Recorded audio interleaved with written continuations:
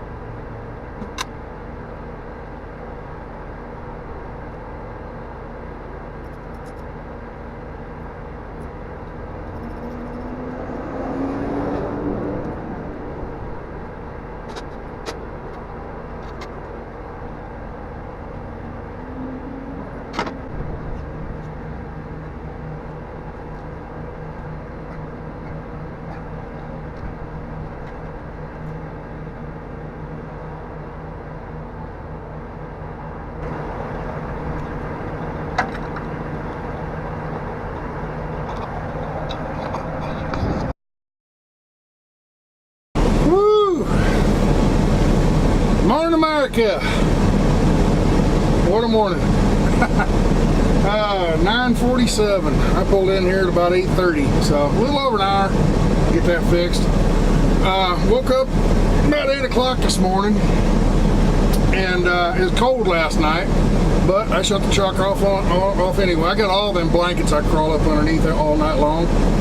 So I got it nice and toasty warm last night when I pulled in, I don't know, 10, about 11 o'clock I guess, something like that, midnight maybe.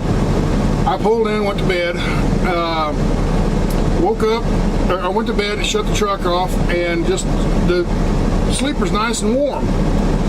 So I go to bed, I wake up in the morning, it's 31 degrees outside, it's still about 50 degrees inside the cab in the sleeper back there. And so I jump up here and I fire the truck up and get the engine warming up. I jump back in bed. That was about 7:30, I think. About 8 o'clock I get up, think, all right, well, we got a little bit of heat coming out of the dash and everything. Get up, get dressed, let's go to work. I get up and thought, well, I need to make me a pot of coffee. So I dressed and I've got the coffee maker out and I plug it in. Well, it plugs into the inverter. Okay, I don't have to start the generator up for it. I've got a 2,000 watt inverter and that coffee maker takes about 1,200 watts. So I just plug it in the inverter and make my coffee in the morning. I plug it in and I hear the inverter beep, no high-pitched alarm tone, and I'm like, what the hell's causing that? So I start looking around and realize up on the dash here, let me turn you around and show you. On the dash here, you see this gauge right here? Right there? That's an amp meter gauge. See how far it is? It should be straight up and down, 12 o'clock position, at 0. Okay, and in the morning when I wake up, it's usually about right in here, about half that. So anyway, I'm looking at that, and it's saying about 100 amps right now is getting put into the batteries. And I'm sitting there thinking, wow, that's a lot of amperage. Why is this thing doing what it's doing?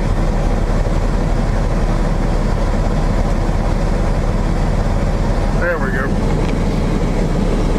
Focus on me, I guess. There we go. So anyway, I noticed it was really, it wasn't charging at all. It was actually negative. It was on the left side of that 0, which means it's undischarged. And the truck's running, the alternator should be charging the batteries up, but it's not. I look at my volt gauge, it says 12 volts. I look on the generator back here, it says 12.1 volts. Well, that ain't right. Something's not right here. And usually when something ain't right, it's usually the alternator. Okay? So, I was only about a half mile from where I was parked over here. I'm in Council Bluffs, Iowa. And I was over at the casino. I pulled in the casino and they got some truck parking over there. And I parked there last night. Well, this morning I just a half mile over here to Peterbilt. I pulled in here, popped the alternator off, went inside, said I need a new one. They gave me a, they looked up in their books, found the right one. And they had a sale on a Delco, which is Delco's the better brand. This one that was on there was a cheap Chinese one. And granted, Delco's probably made in China too, but they're still a better alternator. The one I had on was a no-name I'd never heard of, and it's one I put on back in June, I think it was, back around June or July, down in Texas. And it didn't last very long. It had a 1-year warranty. It only lasted about 5 months. So anyway, so I put this one on, and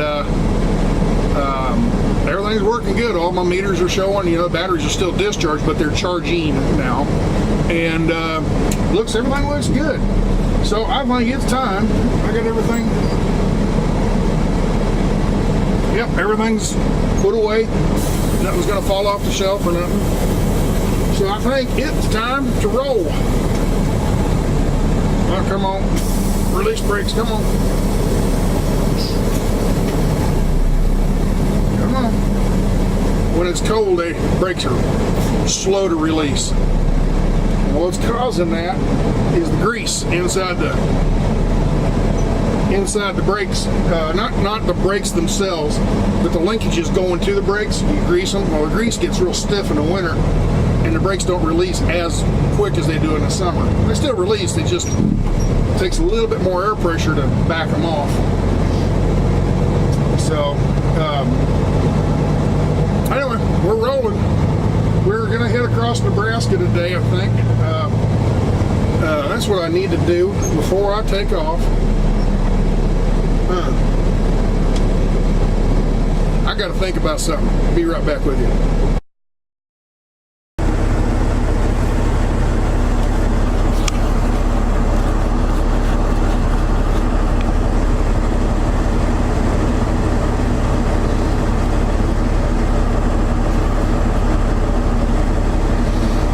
right, this is what I'm looking at right here. This is NOAA, NOAA, right up here. NOAA, National Oceanic Atmospheric Administration. And I look on here to find out whether it's snowing or raining or all the different kind of wind conditions, or road conditions, or weather conditions, I should say. And yesterday we're coming across right up here from Nebraska up to North Dakota, right up through here. There was a snow line. The front came through. Okay, and as it came through, it got cold last night. It's way down here. What time is this? This is 4 a.m. Where are we at now? It's about 10 o'clock now. So there's your temperatures now. It's going to get warmer or colder as we get out in Wyoming and whatnot, but I'm looking at wind gusts, okay, wind speed and directions, okay, right here in the Nebraska area, Wyoming area, or this is Nebraska and this is Wyoming up in here, and I'm looking at the wind speeds. Yeah, as you can see right up here, it's going to be 22 and 24 mile an hour winds out in the western Nebraska. We're going to be coming right across up in here. I hope you can see all this. But right up in this area, you see my cursor over here? Right along here is where we're going to be going. And how bad's that weather? Right around Laramie, you got what they call Elk Mountain. And Elk Mountain is notorious for bad winds. And I'm empty. Bad winds with an empty trailer. Big chance of getting blown over. So that's consideration for me. All right. Now I'm going to go to my map here. This is my computer map. Now what we can do, there's multiple ways to get from here we are in Lincoln. Come on, there we go. We're down here in Lincoln. Now I can run across 80 into Wyoming, down in by Salt Lake, and then up in through Idaho, Oregon, and Seattle. Now, with that said, going across here is going to be windy as can be. Okay. But if I could leave and go north, the actual shorter route is to go up here to North Dakota, to Sioux Falls, and run across 90 into Wyoming, and then up into Montana through Billings, Montana, and Helena and all that, and then up across the chimney of Idaho, and then on into Seattle. Okay, that'd be the shorter route, not by much, like 50 miles is all. This would be less wind and everything, but they got a lot of snow up here. So it doesn't take a lot of wind to blow that snow and make it drifty, okay? And you have all kinds of highway problems. Down here, there's no snow, but it's windier. So I got more wind, but no snow, less wind, but snow, all right? And then also, once you get into Montana, there's a hell of a mountain pass right here going from Montana into Idaho on Interstate 94. And it's called 4th of July Pass. And it can be pretty gnarly. Well, on the other hand, if I go this way, come up through Idaho into Oregon, right up here is Cabbage, and that can be gnarly. There's not supposed to be any snow up in this area, up in the northwest right now. So I think what I'm going to do is try go across 80 through Laramie and all that, and hope the wind isn't so bad around. Now, if I go back to the map, the wind is in Nebraska, okay? Once you get into Wyoming, it seems to die down a little bit, okay? So, wind gusts up to 31 mile an hour wind gust. But that's around the Cheyenne area. Once you get up over here by Elk Mountain, it doesn't look like it's quite so bad. And then if you look right up in here in South Dakota, look how red that is. That's 40 mile an hour wind gusts up around the Rapid City area in South Dakota. And if I went the northern route, that's where I would be going through. So I think I'm going to stay south on 80. So with that decision, we're ready to roll.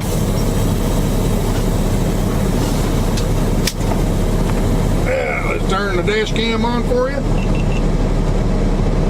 Well, let's get to scooting. Long way to go, a short time to get there.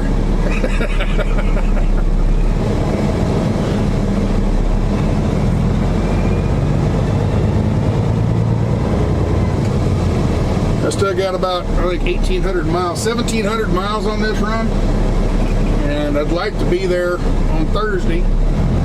Probably won't be there bright and early Thursday morning, but I'd like to be there about midday, get it unloaded, or maybe get reloaded and get the heck back out of there before the weather decides to change its mind. I don't know if it will or not, but you just never know. I get up to Seattle and all of a sudden there's a big blizzard out there in Idaho somewhere. Well, then I got to deal with that. So,